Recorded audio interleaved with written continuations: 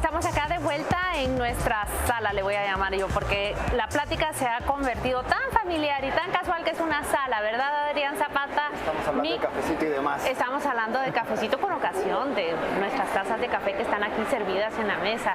Estuardo Camalero nos acompaña, él es magistrado suplente del Tribunal Supremo Electoral y vamos a concluir nuestra plática de cafés y vamos a arrancar con la plática de la jornada electoral. Tenemos información de primera mano con un magistrado del Tribunal Supremo Electoral.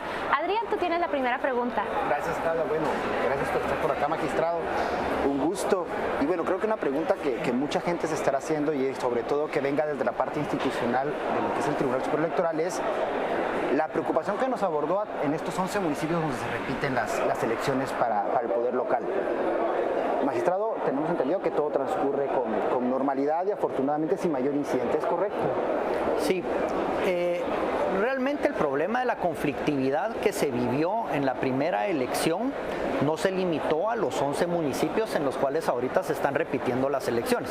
El problema de la conflictividad, para que más o menos tengan ustedes una idea, implicó la captura de casi 600 personas a lo largo de todo el país y eventos que resolvió el Ministerio Público y la Policía Nacional Civil estuvieron casi en 270 eventos. De esos 270 eventos, 240 y pico fueron resueltos, gracias a Dios, sin uso de fuerza, digamos, tuvieron un final feliz, sin pérdidas considerables, y más o menos el estimado de conflictos trascendentales estuvo entre 25 y 30. De esos 25 y 30 eventos, hubo algunos en donde la información electoral, tanto los votos como las actas, se perdieron, y eso es lo que hace y lo que obliga a que se repitan las elecciones en 7 departamentos, y dentro de esos 7 departamentos es en donde están los 11 municipios que estamos hablando ahorita. Gracias a Dios, hasta donde va ahorita el recuento histórico que nos ha trasladado la mesa técnica de seguridad que tenemos acá en el Parque de la Industria, es que si bien sí han habido algún tipo de amenazas, amenazas en sentido de que ha habido propensión a algún nivel de conflictividad, no ha sido trascendental, nada que empañe el proceso electoral o que comprometa la voluntad del pueblo, gracias a Dios. Unas elecciones que trascienden sin más que la lluvia que empieza a inundar calles, sin más que la lluvia que retiene aún más a esos votantes. Vamos ahora nosotros a hacer un enlace con nuestra compañera Marisabel Aldana, quien nos reporta sobre lluvias fuertes e inundaciones en la calzada San Juan en esta capital. Marisabel Aldana, muy buenas tardes. Buenas tardes, compañeros en Estudios Centrales. Quiero comentarles que, como bien lo indicaban ustedes, en la calzada San Juan está prácticamente inundadas las vías, teniendo en cuenta que fueron aproximadamente 10 minutos los que llovieron, pero fue de tal cantidad que ustedes pueden observar en estos momentos como a qué altura se encuentra prácticamente la lluvia en este lugar. Ustedes pueden observar a un motorista en el cual los zapatos le quedan prácticamente totalmente empapados, teniendo en cuenta la cantidad de agua que ha caído esta tarde acá en la ciudad capital. Aproximadamente fueron 10 minutos de lluvia lo que cayó, pero esto fue suficiente para que en la calzada San Juan se hiciera una gran cantidad de congestionamiento vehicular, teniendo en cuenta que la cantidad de agua que está en este momento, que ya ha descendido en comparación a cuando todavía estaba lloviendo, ustedes pueden observar que supera el límite de la banqueta, por así decirlo. Ven ustedes totalmente en vivo imágenes de la calzada San Juan y cómo se ha congestionado el tránsito vehicular debido a esto. Esta es la información que tenemos para ustedes, compañeros. Regreso, muy buenas tardes.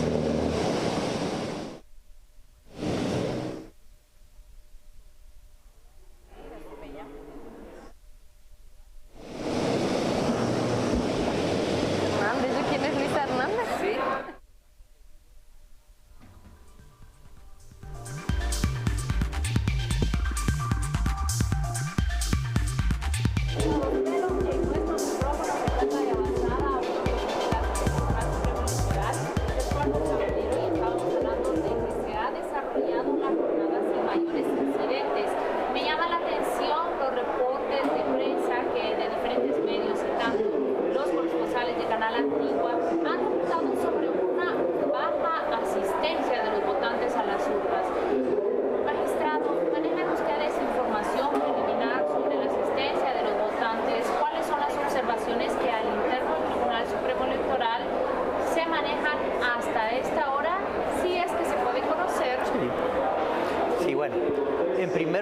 creo que hay que ponerlo todo en su justo contexto. Siempre una segunda elección, de acuerdo al recuento histórico de las pasadas elecciones, siempre en una segunda elección el nivel de participación baja por varios motivos. El primero y el más obvio es porque ya no están participando los alcaldes, que son, digamos, los que tienen el interés de mover, digamos, el aparato electoral a lo interno en el país. Y por otro lado, tampoco la elección de diputados se está dando. Hubo una participación enorme que fue ejemplar a nivel mundial, con casi un 71% de participación en la pasada elección, y obviamente eso ha generado alguna expectativa de ver con cuánto va a participar ahorita o cuánto vamos a tener de asistencia por parte del pueblo. Hasta donde llevamos nosotros los reportes, en el departamento de Guatemala ya estaba sobrepasando el 45% de participación. En el interior de la República, yo en lo personal he tenido acceso a algunos informes que se han ido conociendo y trasladando. Ahí el porcentaje es un poco menor, sin embargo no ha concluido la jornada electoral, y pienso que lo más importante de todo es que ese nivel de participación marca una pauta para el próximo gobierno que nosotros tengamos y para los próximos funcionarios públicos, y es que realmente están llegando con un mandato en donde la población de una u otra manera está diciendo y está reconociendo que hay algo que hay que mejorar y cambiar en el país, tanto los actores políticos como las correcciones en el modelo electoral y la ley electoral que está ahorita en juego, ¿verdad? Nosotros hace unos minutos apenas mostrábamos esa pantalla de la compañía Océano Azul, que hace un análisis de datos, y mirábamos que hay una correlación con lo que el magistrado Gamalero recién nos anuncia. En el departamento de Guatemala apenas se llega a un 45% de participación en las urnas. En el interior, nos dice él, literalmente es un poco menos. Adrián Zapata, ¿tienes algo que preguntar sobre esta baja participación? Bueno, sí, llama la atención, y además, exhortar a que no nos quedemos en casa, sino que vayamos a votar, pero también justamente respondiendo a la historia de las segundas elecciones y cómo merma la participación como algo relativamente normal, valdría la pena preguntar también desde la perspectiva institucional, el tiempo y los sui generis que marcó la elección de la primera vuelta, que complicó también que los datos fluyeran tan rápido y que la gente pudiera tener resultados a la velocidad que quisiera, entenderíamos que no sería necesariamente con ese nivel de complejidad como para que volviera a suceder. ¿Hay alguna hora estimada en la que se pueda, obviamente es estimado, en la que ustedes calculen que ya podemos tener datos preliminares desde el tribunal? Acá es importante mencionar que el proceso electoral concluye a las 6 de la tarde, digamos, las urnas cierran a las 6 de la tarde, aunque hay algunas mesas en donde por razones de conflictividad y anticipando niveles de violencia, muy probablemente vayan a empezar a cerrar un poco antes. Esto, digamos, está obviamente a la discreción de los coordinadores de los centros de votación para tampoco privarle el voto a ninguna persona. En la primera elección a mí me parece que hay una falsa percepción en cuanto a que los resultados no fluyeron en forma inmediata, y en realidad la plataforma de traslado de información existía y estaba funcionando a la perfección. Se estaban transmitiendo en forma directa e inmediata conforme se iban registrando en los centros de votación. Sin embargo, hay un momento de la noche en donde se empieza a complicar por los niveles de conflictividad, que es lo que empieza a complicar la fluidez de esos resultados, y yo considero que el Pleno de Magistrados del Tribunal Supremo Electoral hizo bien en guardar la reserva para no dar datos falsos o causar expectativas erróneas en la población. Obviamente fue un caso inédito en el sentido que nunca habíamos tenido dos contendientes peleando el segundo lugar que estuvieran tan ajustados en los resultados, y eso en determinado momento llegan a menos de 600 votos de diferencia.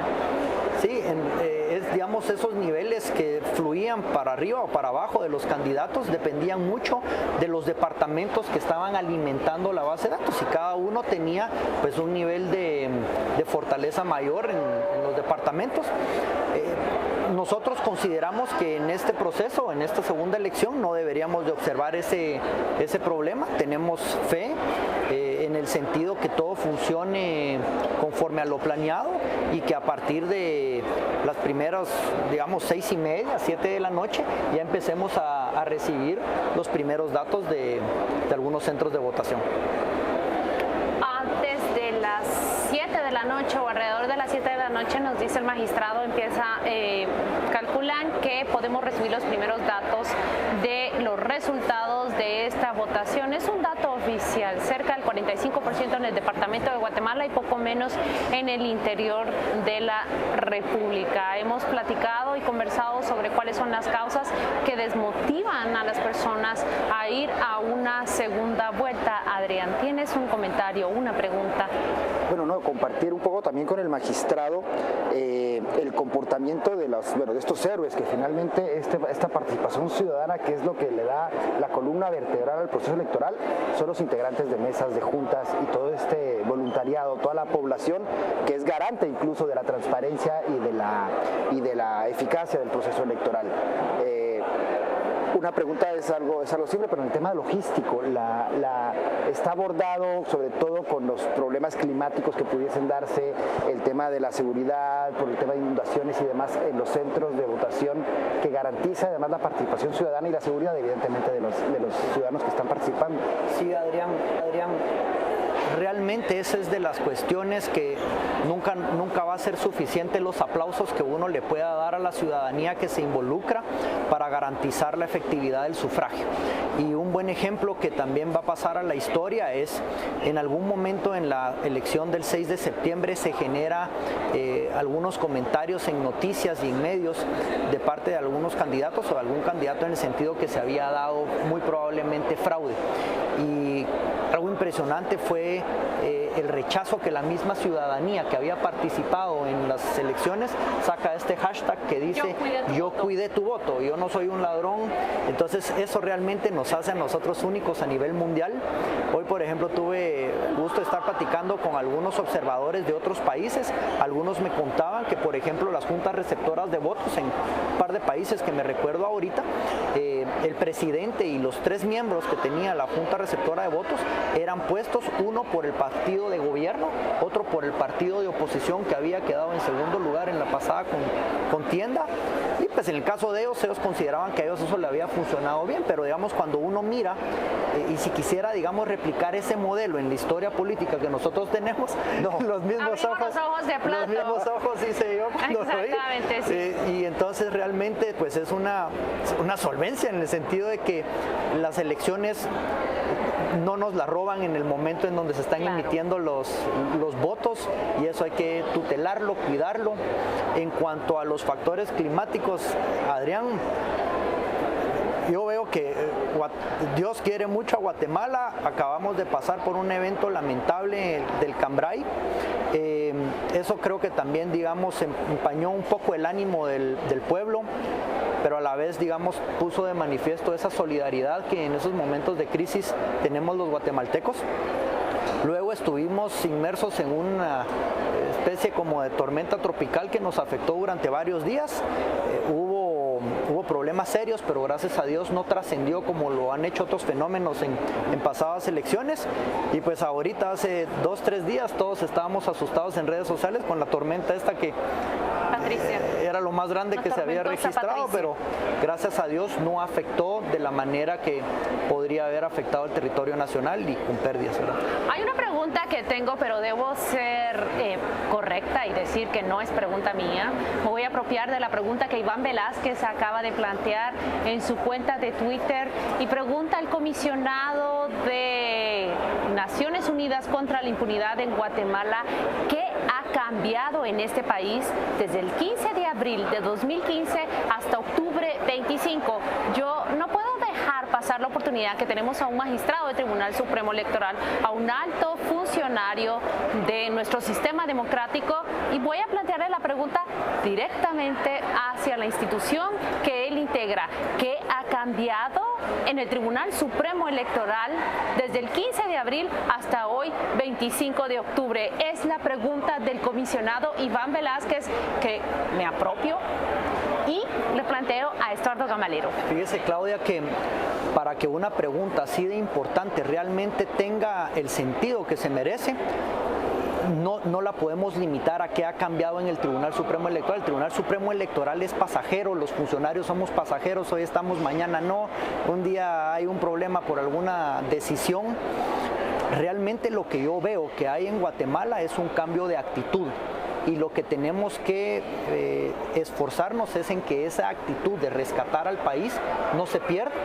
Por ejemplo, ahorita hay que entender que este es el primero de los próximos 4 años que nos tocan y que tenemos que estar encima del país, de los funcionarios públicos. El funcionario se siente diferente desde el 15 de abril. Número 2, fíjese que hace pocos días escuché al presidente Alejandro Maldonado que alguien le hacía una pregunta relativamente parecida, en donde decía, mire, ¿usted qué cree que ha cambiado? Entonces él decía, mire, yo creo que la forma de hacer gobierno seguramente va a cambiar.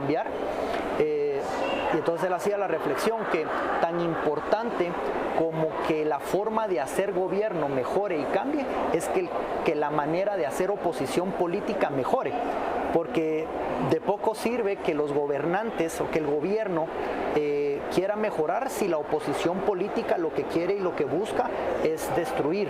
Por ejemplo, de nada nos sirve que un gobierno llegue y que tenga toda la voluntad de implementar las mejores políticas y que diputados o bancadas en el Congreso tengan capturados a los ministros durante 4 años con interpelaciones que no buscan la superación del país. Y finalmente, me parece que estamos recuperando una institucionalidad. Todo el mundo habla de que estamos recuperando la institucionalidad, pero eso yo lo traduzco en que tiene que existir una cultura de cumplimiento de la ley. Y cuando uno mira lo que ha sido el proceso electoral y que en paralelo al proceso electoral ha habido un combate a la corrupción con casos emblemáticos de la línea, del caso PISA, del caso de influencias, del tráfico de influencias, las órdenes de captura, la desintegración de las bandas que se han ido dando, y uno empieza a ver que de una u otra manera las instituciones que están involucradas en esto, el Ministerio Público, los tribunales de justicia, la Corte Suprema de Justicia, obviamente, el acompañamiento de CICIG, el pronunciamiento de los sectores organizados del país, van en la misma dirección y con una visión de país, las cosas van a cambiar.